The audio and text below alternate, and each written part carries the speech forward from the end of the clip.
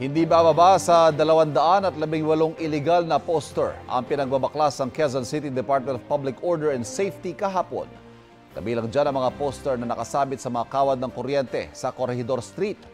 Ang iba may mga pangalan na nakuha ng mga pinaniniwala ang tatakbo sa eleksyon 2025. Paalala ng Quezon City LGU, umiira lang Ordinance SP 2021 Series of 2010 na nagbabawal sa pagpapaskil ng mga streamer, political propaganda at iba pang paraphernalia sa mga hindi otorisadong lugar tulad ng mga poste ng kuryente at iba't ibang public infrastructure.